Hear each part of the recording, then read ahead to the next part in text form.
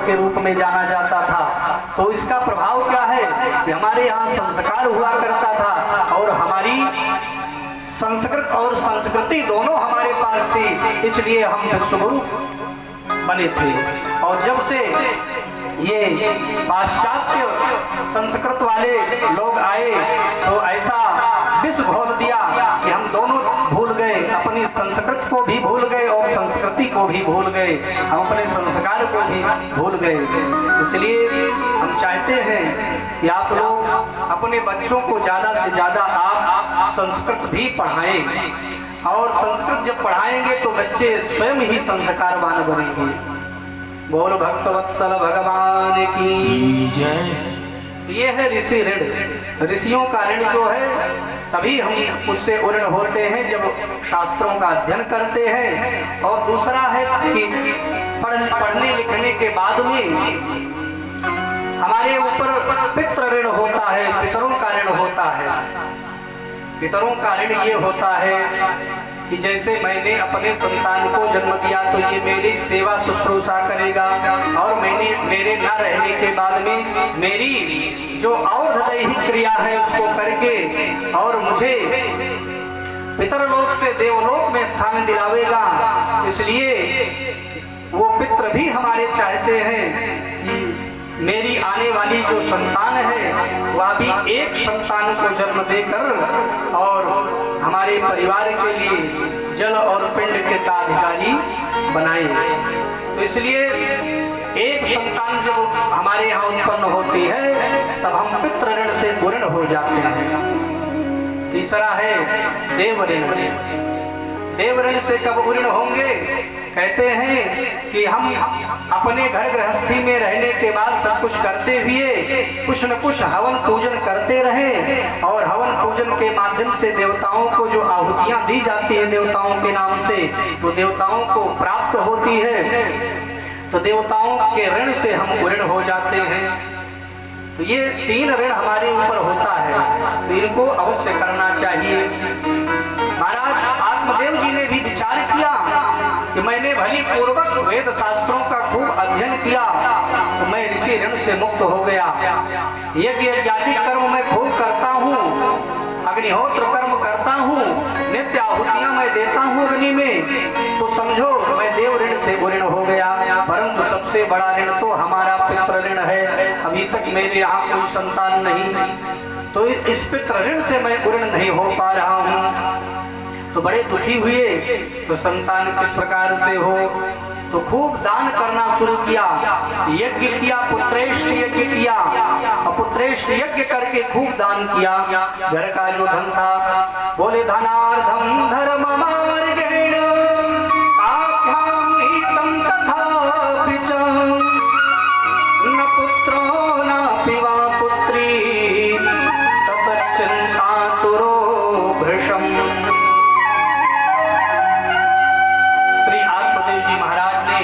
धनार्धम धर्म मार्गेण, धन का आधा जो था यानी अपनी संपत्ति के का आधा भाग धर्म मार्ग में लगा दिया। कुछ दान किया, यज्ञ किया, हवन किया, तो आधा धन तो धर्म मार्ग पर लगा दिया। परंतु समय व्यतीत हो गया, न पुत्रो न पिवा पुत्री ततश्चिन्तातुरो भृशम्। न तो कोई पुत्र ने जन्म लिया और ना ही किसी पुत्री ने जन्म लिया। बड़े दुखी हो गए। घर में गैया पाल रखी है, खूब सेवा करते, खूब खिलाते पिलाते हैं। आत्मदेव जी कहते हैं यदि हम सनातन धर्म के अगर सनातन धर्म से हैं तो हर सनातन धर्मियों के घर में तुलसी का वृक्ष और गो माता की सेवा ये नितांत आवश्यक है। तो इसी क्रम में श्री आत्मदेव जी महाराज ने खूब गैया की भी सेवा करते। गैया ने भी कोई आज तक खूब खिलाते पिलाते, परंतु कोई न बछड़ा न कोई बछिया को जन्म दिया। बहुत दुखी हुए। एक दिन इतने दुखित होकर हुए कि अपने गृहस्थी का त्याग कर दिया। बोले एकदा सदुजो दुःखात् गृहं त्यक्त्वा वनं गतः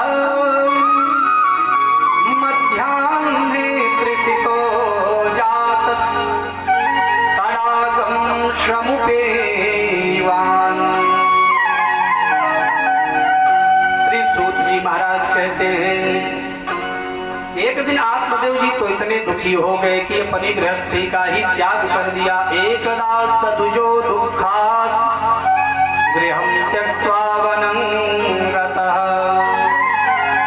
घर को छोड़ करके वन की यात्रा किया, जंगल चले गए और जंगल में चल रहे थे। चलते चलते बहुत परेशान हैं, बड़े दुखी हैं और इनको दोपहर का समय आ गया। मध्याह्न का समय हुआ, दोपहर का समय हुआ। तृषितो जातस्तडागं समुपेयिवान्। बहुत प्यास सताई, बहुत प्यासे हो गए और जब प्यास सताई तो एक तड़ाग के पास, एक सरोवर के पास जा करके और जलपान किया। जलपान करके उसी सरोवर के तट पर बैठ करके खूब घूट घूट कर रो रहे हैं, करुण क्रंदन कर रहे थे। इतने में एक सन्यासी महात्मा उस मार्ग से जा रहे थे और रोने की आवाज जब सुनाई दी तो संत हृदय नवनीत समाना, मक्खन के समान हृदय संतों का होता है। और कानों में जैसे ही रोने की करुण क्रंदन की आवाज पड़ी वैसे ही महात्मा जी इधर उधर देखने लगे। इतने में सरोवर की तरफ जब दृष्टि पहुंची, देखा दूर से, अरे ये तो ब्राह्मण दिखाई दे रहा है, लगता है भगवान का परम भक्त है और कहीं ये भगवत प्राप्ति के लिए इस जंगल में आया होगा, भगवान को पाने के लिए ये रो रहा होगा और भगवत प्राप्ति नहीं हुई इसके लिए रो रहा है। सो हमको चल करके इसको भगवत प्राप्ति के मार्ग को प्रशस्त करना चाहिए, बताना चाहिए, थोड़ी सांत्वना देनी चाहिए। ऐसा सोच करके महात्मा जी पहुंचे आत्मदेव जी के पास में। मस्तक पर आत्मदेव जी के ब्रह्मतेज चमक रहा था। समझ गए ये ब्राह्मण है और बड़े ही कर्मकांडी है, विद्वान है। देखने से ऐसा ही लग रहा, निश्चित है भगवत प्राप्ति के लिए जंगल में रो रहे हैं। ऐसा सोच करके महात्मा जी ने कहा, महात्मा जी ने पूछ लिया कि कथं रोदिसि विप्रत्वं काते चिन्तावलीयसि वदत्वं सत्वरं मह्यं स्वस्य दुःखस्य कारणम्। कहिए ब्राह्मण देवता, आप इस जंगल में क्यों रो रहे हैं? आपको कौन सी चिंता ने घेर रखा है? काते चिंतावलीयसि, इस चिंता ने आपको ग्रसित कर लिया है। वदत्वं सत्वरं मह्यं, वद बोलिए, सही सही बोलिए, किस कारण से आप इतने दुखी हैं? स्वस्य दुःखस्य कारण, अपने दुख का कारण बताओ। अब जब महात्मा जी ने इस प्रकार से पूछा तो आत्मदेव जी ने महात्मा जी के चरणों को पकड़ लिया और पकड़ करके कहते हैं कि महाराज किम ब्रवीमि से दुःखं पूर्व पापेन संचितं मदीयाः पूर्वजास्तोयं कवोष्णं उपभुञ्जते। किम ब्रवीमि से दुःखं, महाराज अपने में पूर्व जन्म के संचित पापों का मैं कैसे, किस प्रकार से, कितना मैं वर्णन करूं? जितना भी मैं करूं उतना ही कम लगता है।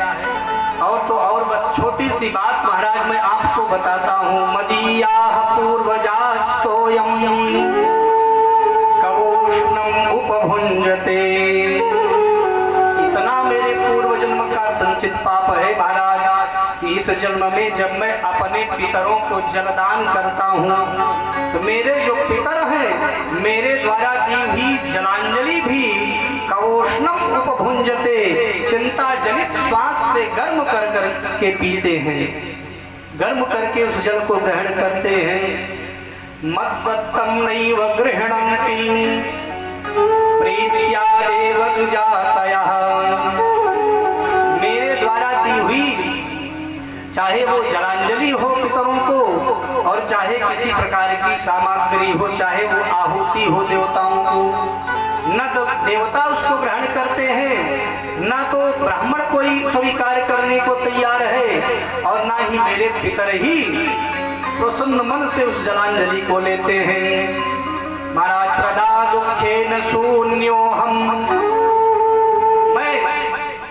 मेरे यहाँ कोई संतान नहीं, इस दुख के कारण मैं अपने प्राणास्त्यक्तुम इहाँ गतः, मैं प्राणों को त्यागने के लिए इस जंगल में आया हूँ, क्योंकि मैंने ये पढ़ा है दिग्जीवितम प्रजाहीनम अधिकुलम संततिम बिना,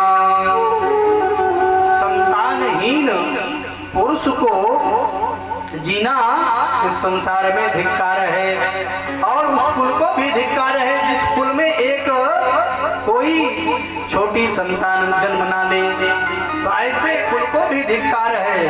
धिग्धर्म चानपत्यस्य,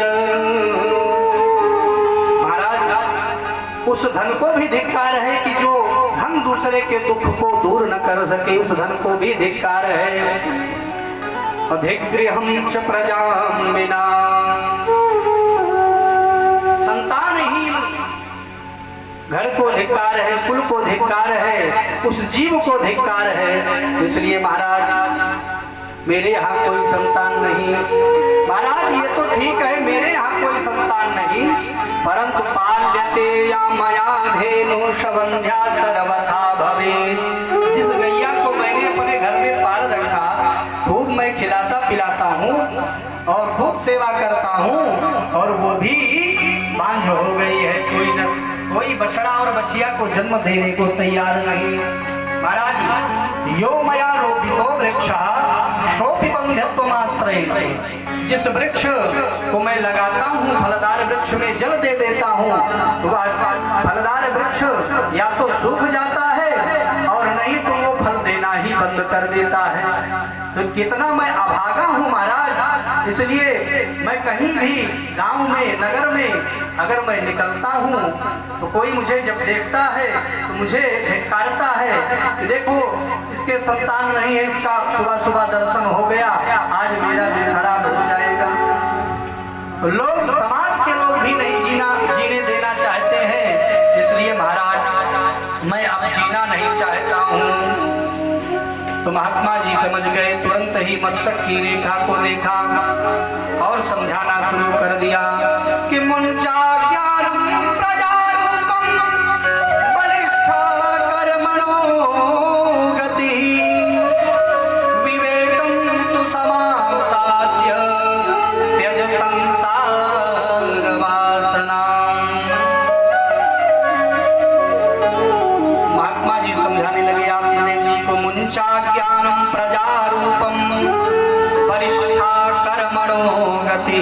हे ब्राह्मण देवता, कर्म की जो गति है बड़ी महान होती है, कर्म की जो गति है बड़ी महान होती है। इसलिए आप तो विद्वान पुरुष हैं, बड़े वेदज्ञ हैं, विद्वान हैं, आपको क्या बताना है, कर्म की गति बड़ी महान है। विवेकम तु समासाद्य त्यज संसार वासना। अरे आप जैसे विद्वान पुरुष यदि अज्ञानियों की भांति रहेंगे तो उन अज्ञानियों के ऊपर क्या व्यतीत होगा।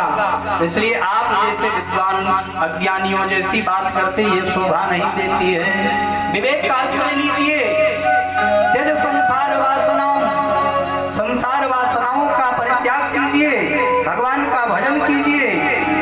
और ब्राह्मण देवता ध्यान से सुनो, श्रेणु विप्रमया तेद्य प्रारब्धम तु विलोकितम।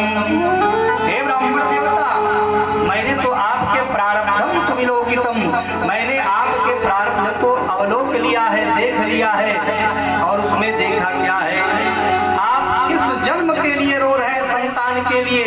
मैंने तो ये देखा आपकी मस्तक की रेखाओं को पढ़ लिया है, देख लिया है, समझ लिया है कि इस जन्म की बात छोड़िए, सप्त जन्मा वधितो पुत्रो नैवच नैवच, एक जन्म नहीं अपितु 7 जन्म तक कोई संतान का योग नहीं दिखाई दे रहा। अब महाराज इतना सुनना था इस जन्म की बात छोड़ो, अभी 7 जन्म तक कोई संतान नहीं। अब इतना सुनना था तो और फूट फूट कर रोने लगे, सिर पीटने लगे। अभी तक तो मैं इस जन्म के लिए परेशान था, अब इस ब्राह्मण ने, इस महात्मा ने तो मेरे 7 जन्मों के ये दुख को बढ़ा दिया है। अगर मैं तनिक भी विचार करता, थोड़े समय के लिए मैं विचार करता, अगर जीना चाहता तो मैं इस जन्म में जी लेता, परंतु उस ब्राह्मण ने कहा 7 जन्म तक का योग नहीं है, तो कितनी जल्दी जल्दी मेरे जन्म हो और ये मेरा शरीर छूटे, 7 जन्म व्यतीत हो और 8वां जन्म हो जिसमें कि मेरे घर संतान हो। महात्मा जी ने कहा कि देखो, प्रजा प्राप्ति का मोह त्याग दो, पुत्र से किसी की गति नहीं होती है। यदि पुत्र पुत्र होता है तो नरक में पड़े हुए पितरों को वो स्वर्ग की प्राप्ति करा देता है, मोक्ष की प्राप्ति करा देता है। और यदि पुत्र कहीं कुपुत्र हो गया तो स्वर्ग में, यदि वैकुंठ में भी यदि पितर पड़े हो तो वह दुष्ट संतान के कर्म के कारण पितरों को भी नरक भोगना पड़ता है, नरक में जाना पड़ता है। इसलिए पुत्र से किसी की सदगति नहीं होती है। ये प्रजा प्राप्ति का मोह त्याग दो, क्योंकि मैंने सुना है कि पूर्व काल में हमारे इतिहास गवाह है कि संतते सगरो दुखम।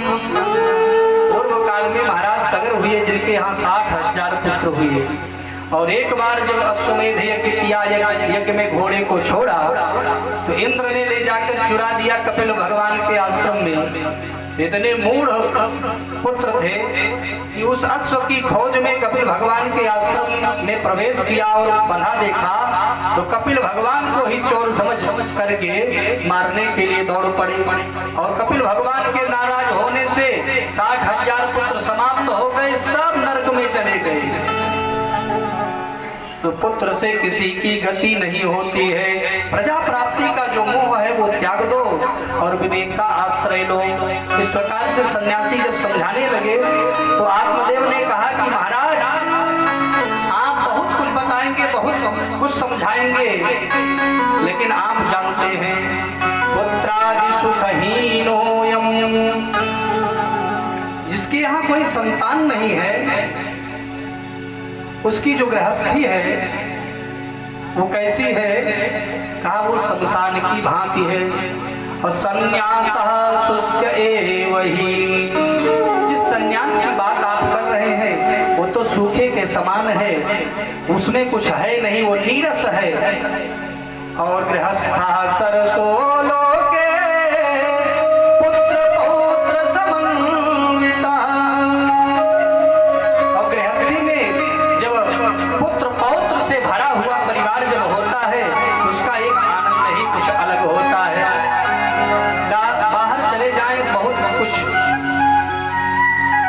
काम करके आए, जब घर पहुंचे बहुत थकान हो, और घर में यदि छोटा बच्चा हो और बाहर से हम काम करके थके हारे हुए जब घर पहुंचते हैं, नन्हा सा बच्चा, छोटा सा बच्चा अपने देह में धूल मिट्टी से सना हुआ और देखने के बाद दौड़ करके जब गोद में आ जाता है तो सारी थकान स्वतः ही दूर हो जाती है। तो आत्मदेव जी कहते हैं कि संन्यासा शुष्क एव ही, संन्यास जो है वो बड़ा ही नीरस है। गृहस्था सरसोलो के पुत्र पौत्र समन्विता, गृहस्थी का आनंद ही कुछ अलग होता है। इसलिए महाराज, इस समय ये उपदेश मैं सुनने नहीं आया हूँ और ये उपदेश का समय नहीं है।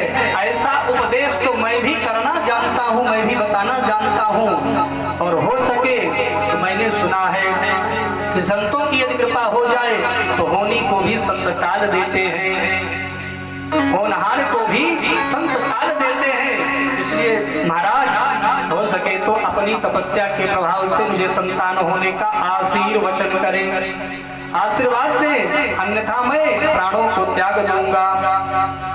महात्मा ने समझ लिया इसके ऊपर अब संतान पाने का भूत सवार हो गया है।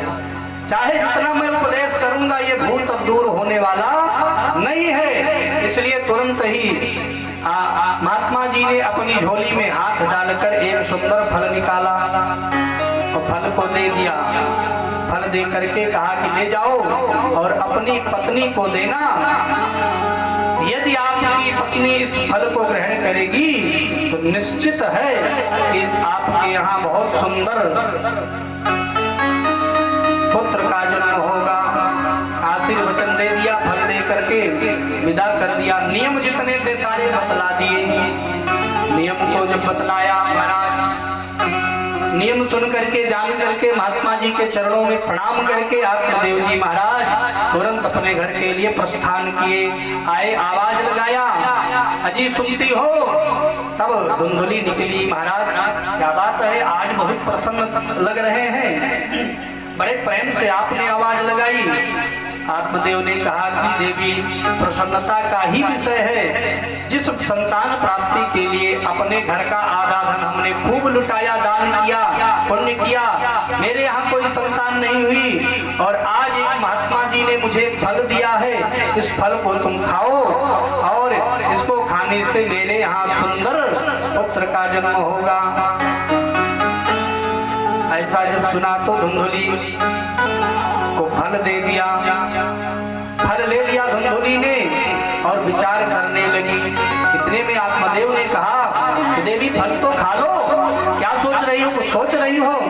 तब धुंधुली ने कहा कि महाराज आप संत का प्रसाद लेकर आए हैं तो मेरे मन में ये विचार चल रहा है कि किसी संत का, महात्मा का ये प्रसाद है। अभी हमने स्नान नहीं किया, ध्यान नहीं किया, पूजा पाठ नहीं किया, मेरे विचार में ये आ रहा है प्रसाद हमने प्राप्त कर लिया है, परंतु इस प्रसाद का भक्षण मैं स्नान करके थोड़ा सा भगवान का ध्यान करके तब मैं इस प्रसाद को पाऊंगी।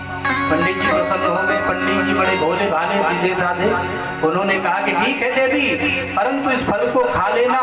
अरे महाराज आप आशीर्वाद दीजिए, मैं अवश्य इस प्रसाद को पाऊंगी। ऐसा कह करके फल दे करके पंडित जी प्रसन्न हो करके अपने पूजा पाठ में लग गए। इधर धुंधुली फल को ले गई, अपने घर में रख दिया और विचार करने लगी। विचार करने लगी, सोचने लगी और खूब तर्क वितर्क मन में होने लगा। इतने में उसकी पड़ोस की जो एक सखी थी गांव की, तो भाई जो जैसा होगा उसके साथी भी वैसे होंगे, लड़ाई झगड़ा झंझट। आपके यहाँ तो धुंधुली नहीं होगी, है कोई माता जी गांव में पड़ोसियों के यहाँ झगड़ा कराना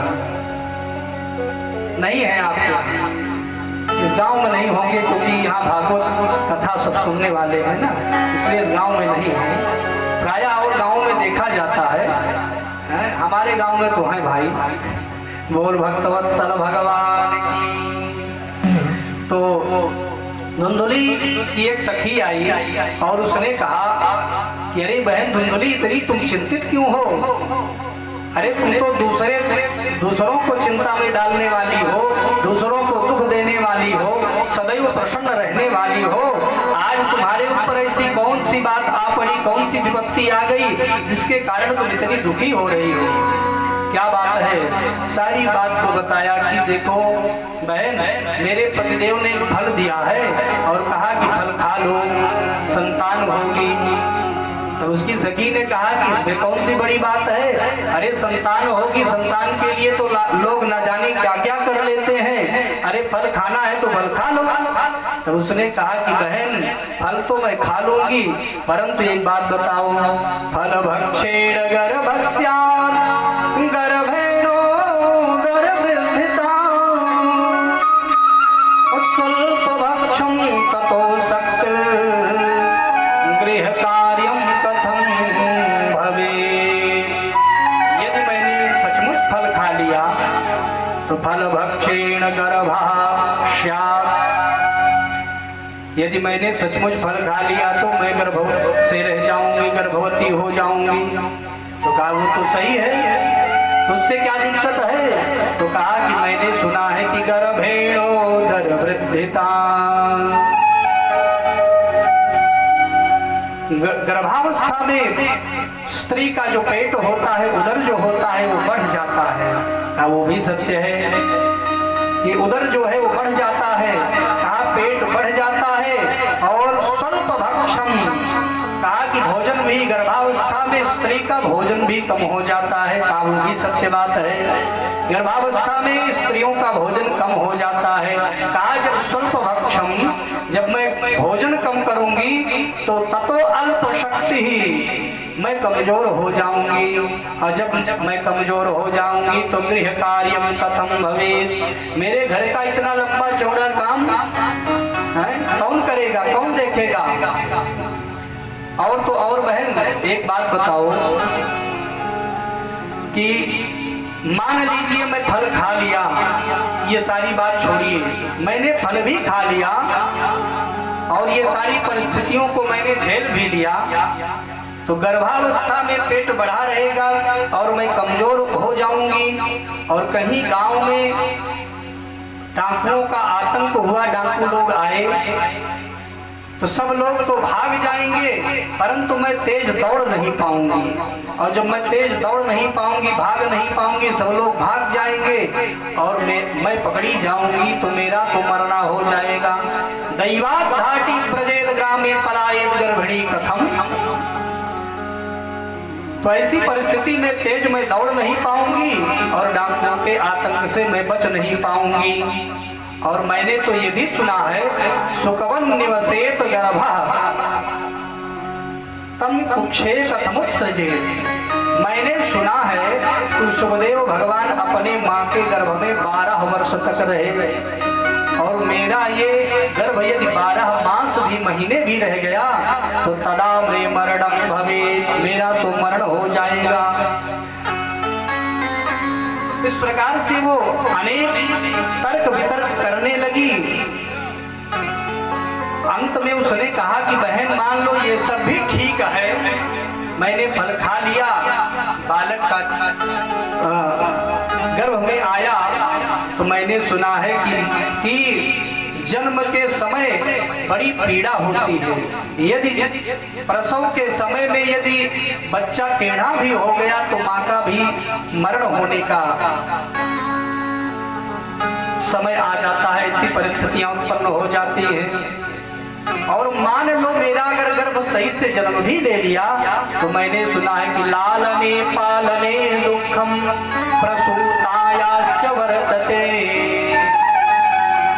सकुशल मेरे यहाँ संतान हो ही गई तो उसके पालन पोषण में बड़ा कष्ट उठाना पड़ता है।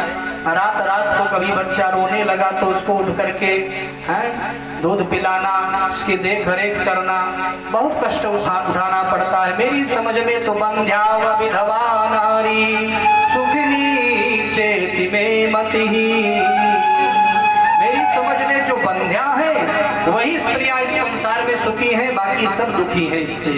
इसलिए मैं तो क्या करूं, इसी चक्कर में मैं सोच में पड़ी हूं। एवं कुतर्क योगेन तत्फलं नैव भक्षितम्, इस प्रकार से बात कुतर्क करती हुई फल को नहीं खाया और उसकी सखी चली गई। तो एक दिन इसी सोच में नित्य पड़ी रहती, उसकी बहन आ गई। एकदा भगनी तस्यां तद्गृहं स्वेच्छया गता, अपनी स्वेच्छा से उसकी बहन उसके घर आई और उसने पूछा कि बहन धुंधली कैसी हो। तब उसने कहा री बहन बहुत खूब हुआ जो तू मेरे घर आ गई, और क्या बताऊं बहन मैं तो बहुत दुखी हूँ इस समय। तो कहा बहन कौन सा दुख आन पड़ा है, सारी बात को बता दिया।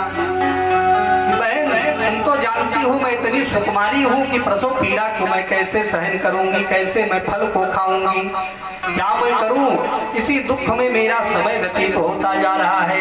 तो उसकी बहन बड़ी चालाक थी। उस बहन ने कहा अरे बहन धुंधली मैं तेरे विषय में खूब अच्छी तरह से मैं जानती हूँ, और एक काम करो इन बाबाओं के चक्कर में मत पड़ो।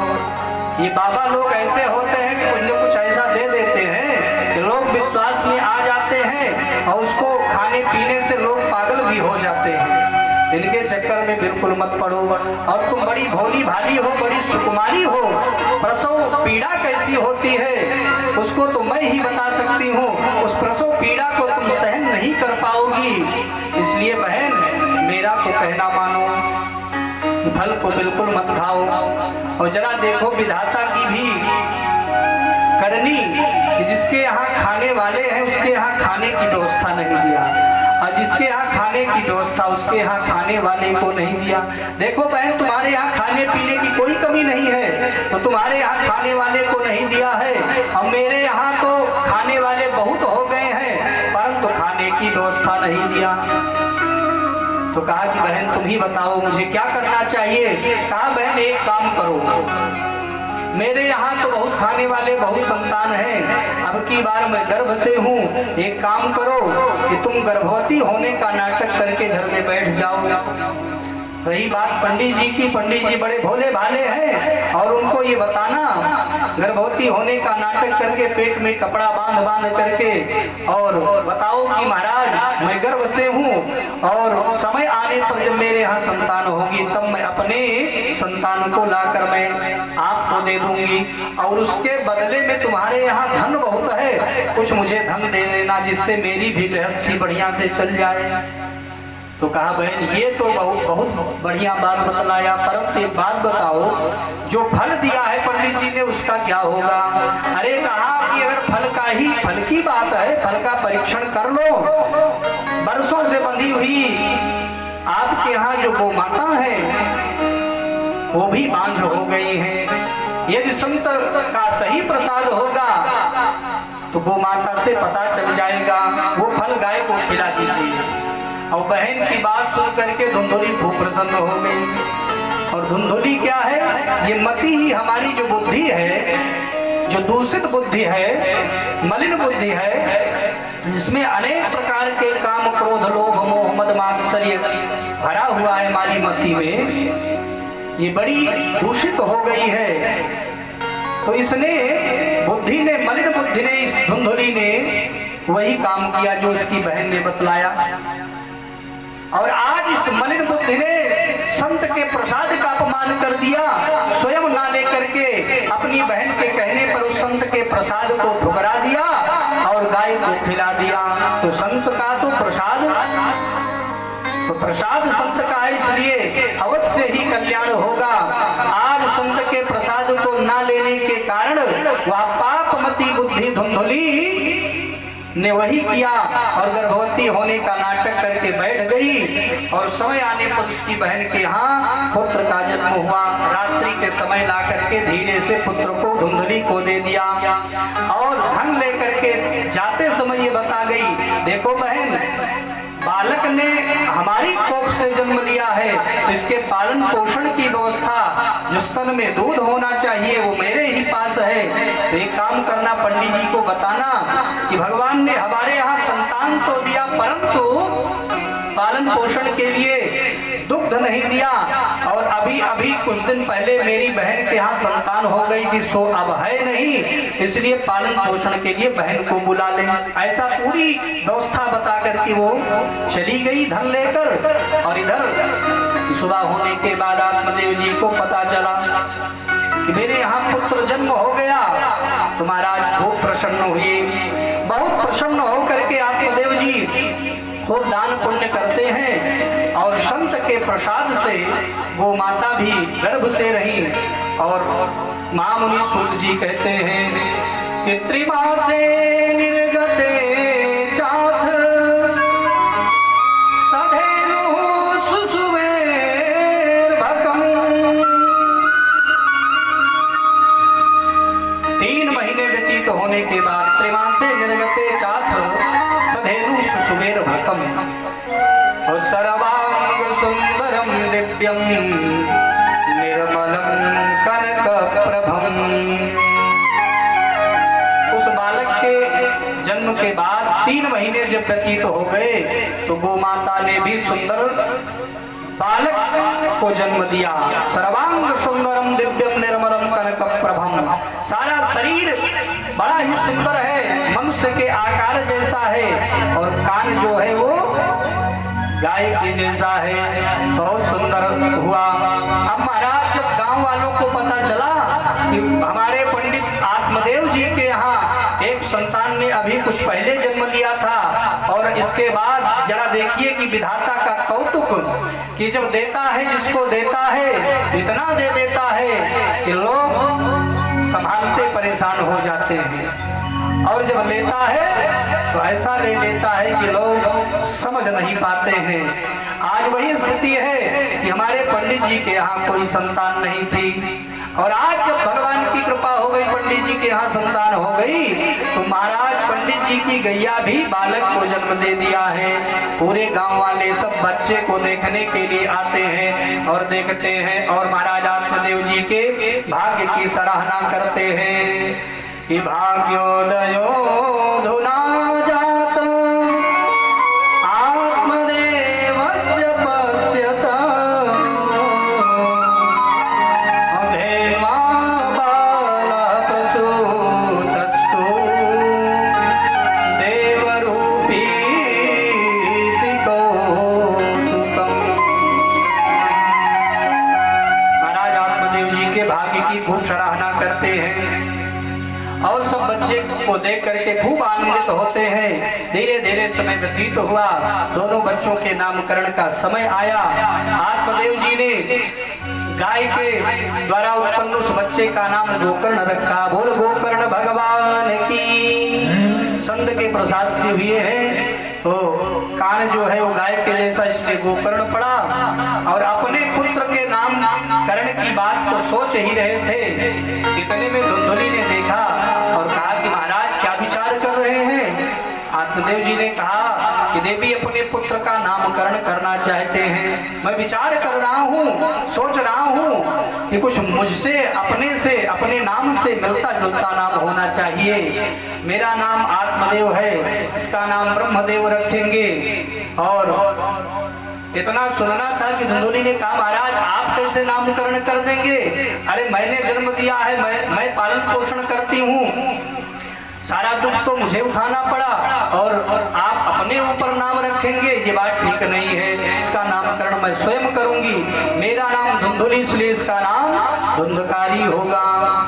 बोल भक्तवत्सल भगवान की। जथा नामे तथा गुणे, जिसका जैसा नाम वैसा गुण भी होता है। अब धुंध का मतलब अंधकार ही होता है। धीरे धीरे दोनों बच्चे जब बढ़े तो पढ़ने लिखने के लिए आत्मदेव जी ने दोनों बच्चों को आश्रम में भेज दिया। तो कहते हैं कि यत काले न तौ जातो करुणौ तनयामुभौ गोकर्णः पंडितो ज्ञानी धुंधकारी महाखलः। धीरे धीरे दोनों बच्चे बढ़े और पढ़ लिख करके गोकर्ण पंडितो ज्ञानी, संत के प्रसाद से, संत की कृपा से जो बालक ने जन्म लिया गो माता से, श्री गोकर्ण जी महाराज बड़े विद्वान पंडित हुए। गोकर्ण पंडितो ज्ञानी, बड़े पंडित हुए, विद्वान हुए, ज्ञानवान हुए। परंतु साथ में ही पढ़ने वाला जो धुंधकारी था वो धुंधकारी महाखलः बहुत दुष्ट हो गया। क्योंकि संगत का भी कभी प्रभाव होता है और नाम का भी प्रभाव है। आज धुंधकारी इतना दुष्ट हो गया कि वह घर से धन जो मिलता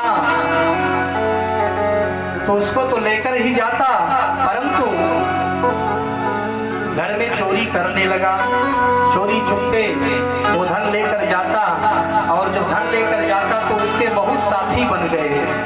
बहुत सारे जुआरी मिल गए, शराबी मिल गए हैं, जो गलत मार्ग का आश्रय लेने वाले हैं, ऐसे साथ करने वाले लोग मिल गए।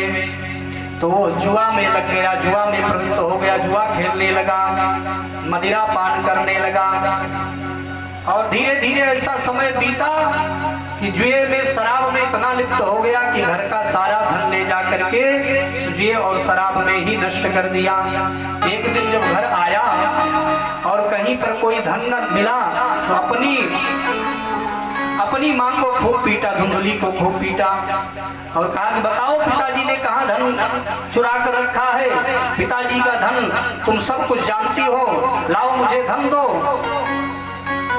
और जब धुंधुली की खूब पिटाई किया तो घर में कुछ मिला नहीं तो घर का ही बर्तन ले जाकर के बाजार में बेच दिया। और जाते जाते अपनी माता धुंधुली से कहा देखो मेरे आने तक सारी व्यवस्था करके रखना कि धन कहाँ पर है, कैसे से है, नहीं तो आऊंगा तो जलते हुए अंगारों से तुम्हारी मैं खबर लूंगा। ऐसा डांट करके घर के बर्तन ले जा करके जब बेच दिया, तो माँ जो है धुंधुली जो है वो परेशान होकर के अपने पुत्र से प्रताड़ित होने के कारण, संत के प्रसाद का अपमान करने के कारण आज धुंधुली अंधकुएं में जाकर के कूद करके, अंधकुएं उसे कहते हैं जैसे जो कुआं बहुत पुराना हो गया हो, लोग उधर जाते ना हो, उसमें तमाम प्रकार की झाड़ियां हो गई हो, उसे अंधकूप कहते हैं, झाड़ियों से ढका हुआ हो। ऐसे ही कुएं में जाकर के धुंधुली ने अपना आत्मदाह कर लिया।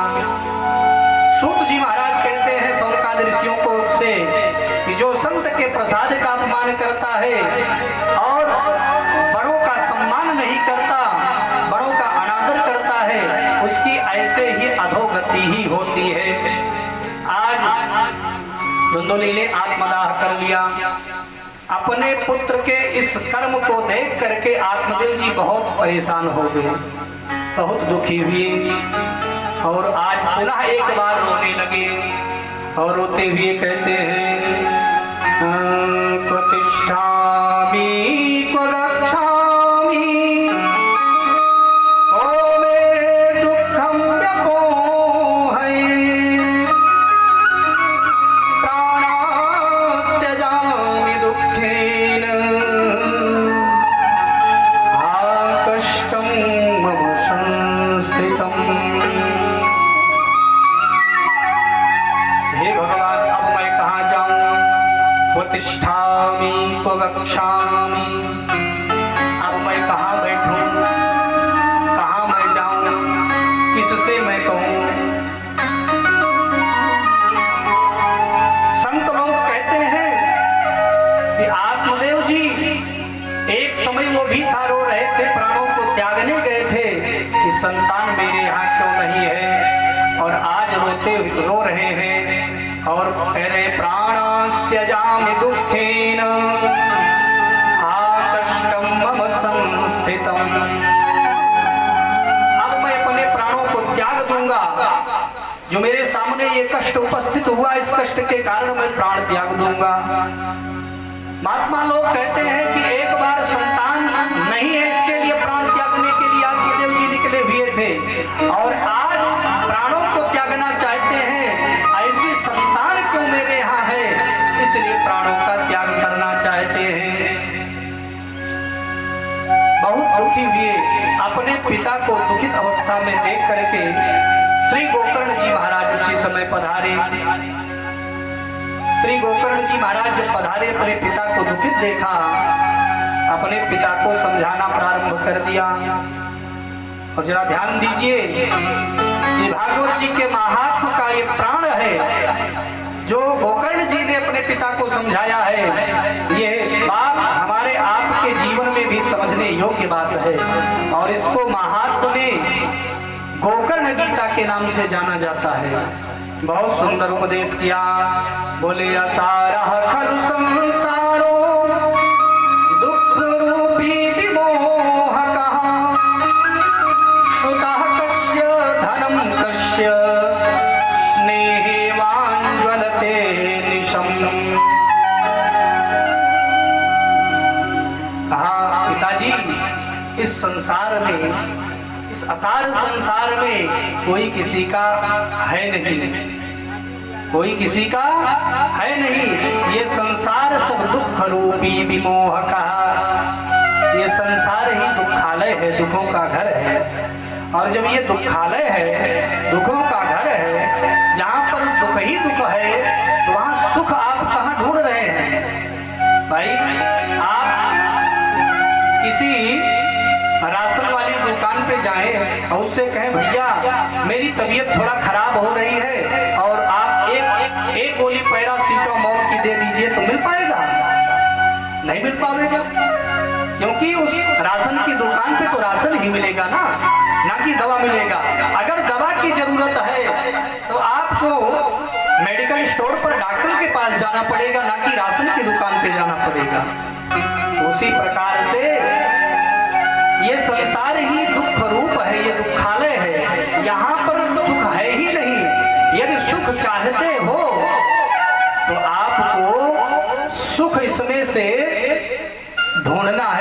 कैसे मिलेगा। इसलिए असारः खलु संसारो दुख रूपी विमोह कहा। सुतः कस्य धनम कस्य स्नेहेवान ज्वलते निशम। न कोई किसी का पुत्र है, न कोई किसी का मित्र है, न कोई किसी का माता है, न पिता है। और ये जो धन के आप चक्कर में पड़े ना, यही ये आपका धन है। स्नेह, इस स्नेह पास को आप दूर कर दीजिए। और बहुत ही सुंदर बात बतलाया, कहा ये तो संसार में कुछ भी अपना नहीं है, परंतु जिस देह को हम आप अपना मानते हैं, यह देह भी अपना नहीं है। कहते हैं कि देहेस्तिमां सरुधिरे भीमतिं त्यजत्वं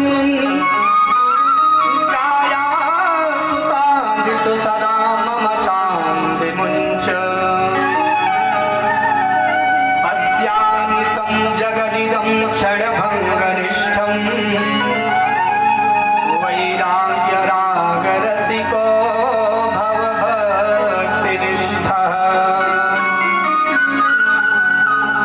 बड़ा ही सुंदर मार्मिक प्रसंग चल रहा है। यहाँ पर देखिए, श्री गोकर्ण जी महाराज कहते हैं कि अभी तक तो बताया कि ये घर परिवार मकान दुकान जिसके चक्कर में आप पड़े हो, ये अपना नहीं है। अंत में कहते हैं कि पिताजी, ये जो पांच भौतिक शरीर है, इसमें अपना जो सब कुछ मानते हो, ये भी तो अपना नहीं है। देहेस्तिमां सरुधिरे अभिमतिं त्यजत्वम्। ये जो आपकी मति में है, ये हाड़ मांस के द्वारा निर्मित ये जो शरीर है अस्थि मज्जा से, जिसको आप अपना मान रहे हैं, ये अपना शरीर तो अपना नहीं है। जाया सुतादिषु, ये मेरी पत्नी है, मेरा पुत्र है, मेरा परिवार है, ऐसी ममताओं को विमुंच छोड़ दीजिए। अस्यानिशं जगदिदं क्षणभङ्गनिष्ठम्। आप संसार की तरफ ध्यान ही मत दीजिए। क्या करना है? बोले वैराग्य राग रसिको भव भक्तिनिष्ठः। आप वैराग्य का आश्रय लेकर के रसिक भक्तों की तरह आप भगवान की भक्ति को में आप एक निष्ठ होकर के और भगवान की भक्ति करिए। और बहुत ही सुंदर आगे के श्लोक में समझाया कि धर्मं भजस्व सततं त्यज लोकधर्मान् सेवस्व साधु पुरुषान् जहि कामतृष्णाम्। अन्यस्य दोष गुण चिन्तनमासु मुक्त्वा सेवा कथा समहो नितरां दिवत्वम्। बहुत ही अंतिम श्लोक में बहुत ही सुंदर उपदेश किया। कहा कि धर्मं भजस्व सततं त्यज लोकधर्मान्।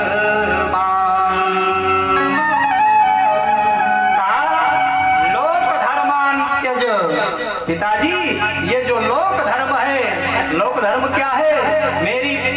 मेरी पत्नी है, मेरे पुत्र हैं, मेरे मित्र हैं, मेरे शत्रु हैं, ये सब जो भाव है, ये सब जो आपकी बुद्धि में बसा हुआ है, इस लोक धर्म का परित्याग कर दीजिए।